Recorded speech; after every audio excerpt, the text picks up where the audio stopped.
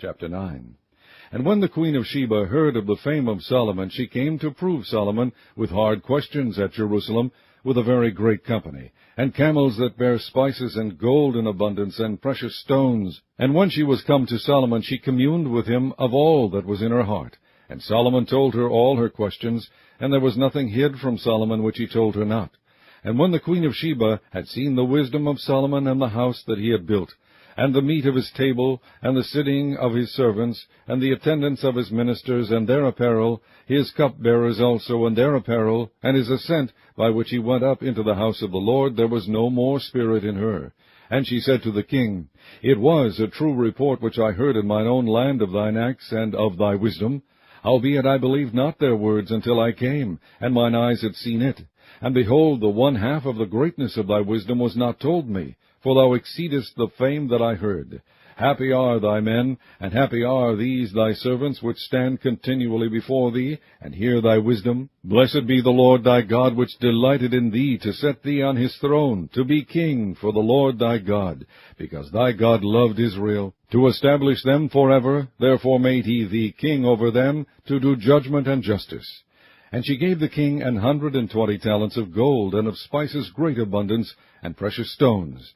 Neither was there any such spice as the queen of Sheba gave King Solomon.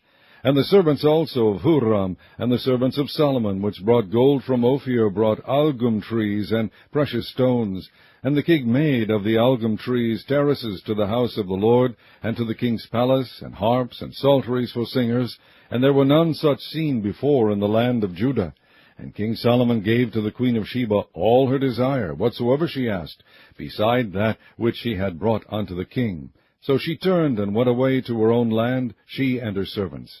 Now the weight of gold that came to Solomon in 1 year was 666 talents of gold, beside that which chapmen and merchants brought, and all the kings of Arabia and governors of the country brought gold and silver to Solomon. And King Solomon made 200 targets of beaten gold. 600 shekels of beaten gold went to one target, and 300 shields made he of beaten gold. 300 shekels of gold went to one shield. And the king put them in the house of the forest of Lebanon. Moreover, the king made a great throne of ivory, and overlaid it with pure gold. And there were 6 steps to the throne, with a footstool of gold, which were fastened to the throne, and stays on each side of the sitting place, and 2 lions standing by the stays.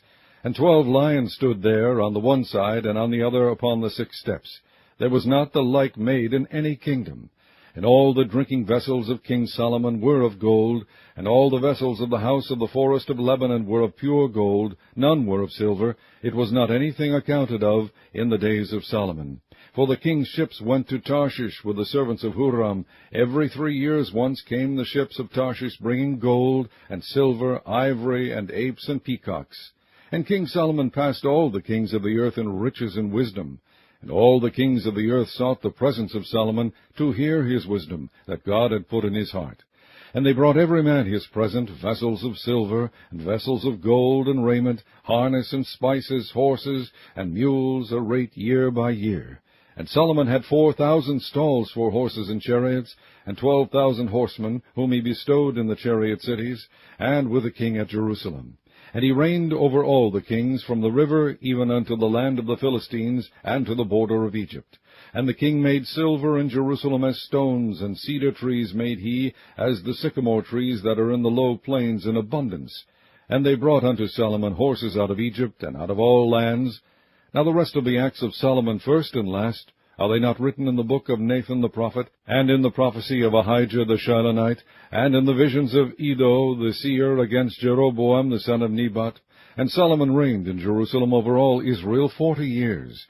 And Solomon slept with his fathers, and he was buried in the city of David his father, and Rehoboam his son reigned in his stead.